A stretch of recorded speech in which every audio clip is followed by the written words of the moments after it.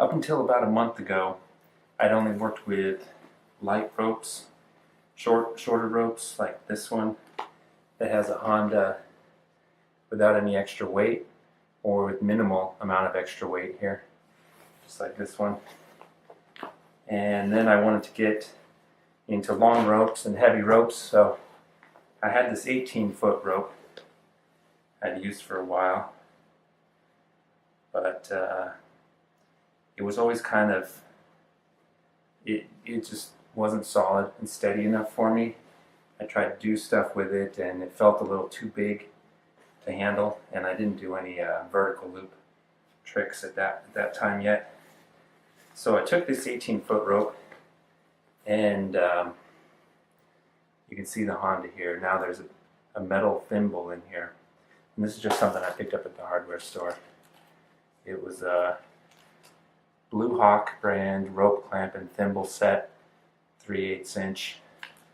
It had this clamp thing that I don't use, but I used the thimble. Just put it in there, pull the rope tight around it, tape it down, so it gives the extra weight in there. So once I started doing that, the rope felt quite a bit different, but it allowed me to start doing the vertical loop tricks, and I've been experimenting with it about the last month, off and on a little bit. So I'm just going to share some of that experience with you and some of what this rope can do.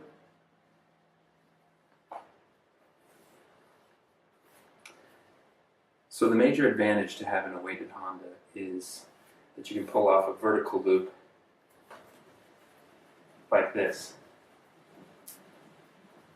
Right, so I can't do that with any of my lighter ropes, even longer ropes. If they don't have weight in the Honda, I just can't maintain that. And so that's what you need if you want to do the Texas skip. That's the main one that everyone wants to aspire to, right? So I started getting used to spinning these vertical loops. You can see I'm not totally steady with it, but you can also take it down into a wedding ring, which is kind of cool. And then you can also do a number of the flat loop, horizontal loop tricks that you do with other lighter ropes, but it feels quite a bit different, so it takes some getting used to when you're doing those kind of tricks. Just to spin a flat loop, you'll notice it takes a little more muscle in your arm to keep that thing going. But you can do a lot of the same stuff with it. So back when I was a kid, I learned how to rope in the Tucson Boys Chorus. There's a chorus, and they also do Western songs and trick roping. So I learned how to do that there. We all had smaller ropes with no weighted Hondas, and the boys just kind of passed on the tradition down the line. And none of us were super great, but some of us were into it pretty well, and developed some pretty good skills. And so while I had never seen the Texas skip in its traditional sense at that point, we did a trick in the chorus that I saw other boys do and I learned how to do, called the jump through. Now, we used a rope that was considerably shorter than what you normally use for Texas skip, and we would spin it so in this direction, so it'd be like a forward.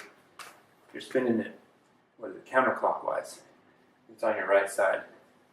And then instead of jumping right through there, we would bring it around in front, kind of like one turn of the butterfly. And then from this side coming back at us, we would jump through it. So that's how the trick went. So that's contrary to spinning it clockwise for the skip and just jumping through, right? Which is something that I'm now just starting to learn.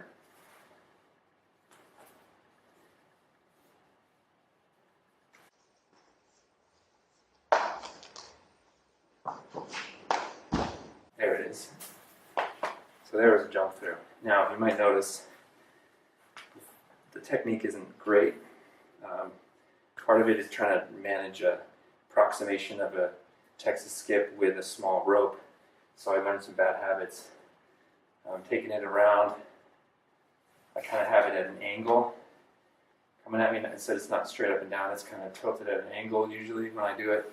And I kind of get my head through first, because I can't fit my whole body through easily just all at once like that. So I kind of stick my head through and then take it down, so it'd be lower down here, and then take it up a little bit, and you know, that's kind of how, that's the bad habits that I developed from that. So now as I'm learning the Texas skip, I want to do it right, and now I'm just starting to recognize those bad habits and overcome them.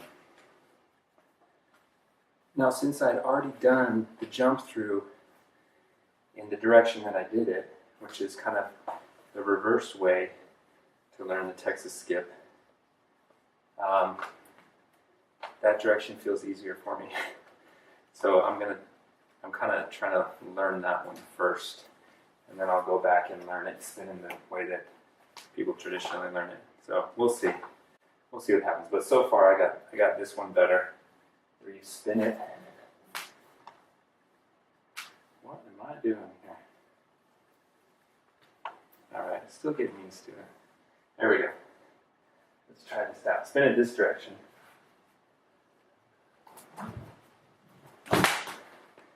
Yeah, see, I almost got through and back there. Wasn't perfect by any means. Let's see if I can do a little better.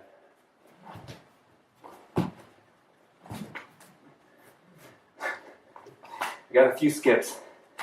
They weren't great though, but anyway, that's where I'm at so far with the skip. See, I can't even get one skip on there. I'm locking. I need to figure out what's going on. I'm going to review this video, and if it's not too embarrassing, I'll post it. But I think I need to start bringing it over quicker. Anyway.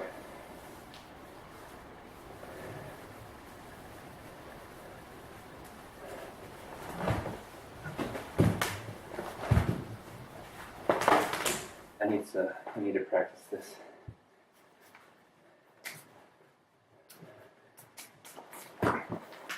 Well, I got through it once. There you go.